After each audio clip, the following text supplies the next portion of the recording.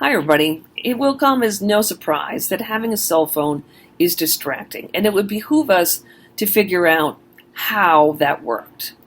There have been lots of studies. One, mothers were supposed to teach their 2-year-olds words in a laboratory setting, and everybody had equal amount of time, but in some of the conditions, the mother was interrupted by a cell phone call from the experimenter. She talked to him for 15 seconds.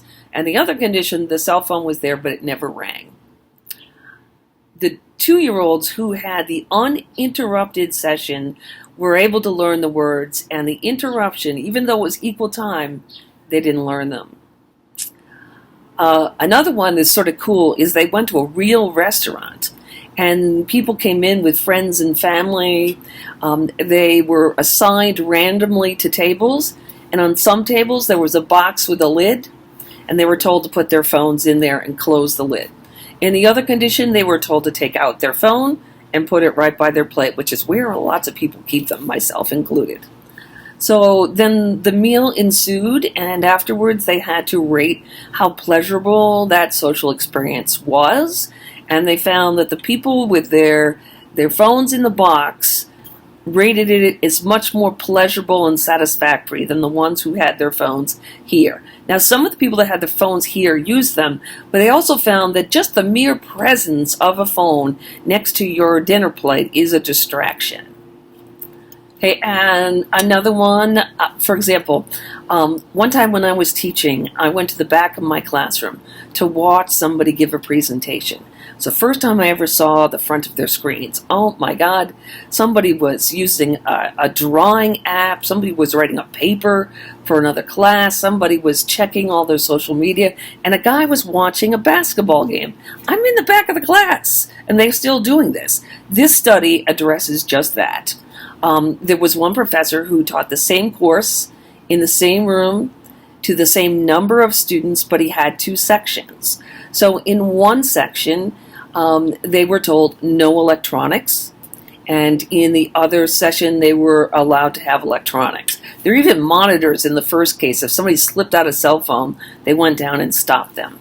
And so this was done for about a month, and then they looked at the grade for that unit, and then the final exam grade, and they found the students who came from the group where they were not allowed to use electronics did significantly better on both of those exams. The difference between like a B- and a C+. So that's sort of alarming. And then, have you ever heard of this thing called Fubbing? I've never heard of it before. It means partner phone snubbing. We have all had the experience of talking to somebody or sitting next to somebody, and you turn around and their face is in their phone.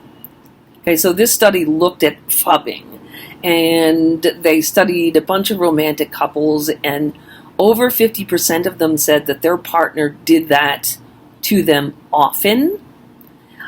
30% of that group said that it led to conflicts, and then another like 15% of that group said it led them to feel depressed. And so fubbing is not a good thing. And they also found that marital satisfaction was lower if there was a lot of fubbing going on. So then the next question is, what the heck do we do? You can't just say no cell phones. Okay, so what I would suggest is if there's some behavior that you realize you're often distracted by your phone, you try to change it. And the first thing you have to do is make sure you feel confident you can do it. And then the other one is make a goal. So my goal could be, whenever I'm eating a meal with my partner, I will not touch my phone. I will not look at my phone. And so then you start and you practice it.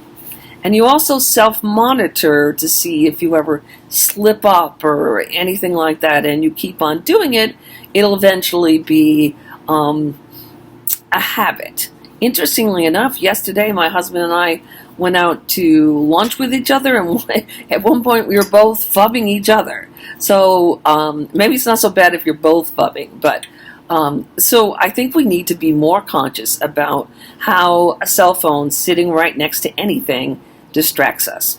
So that's it for me. It is episode 10, I think, Everyday Psychology. Bye.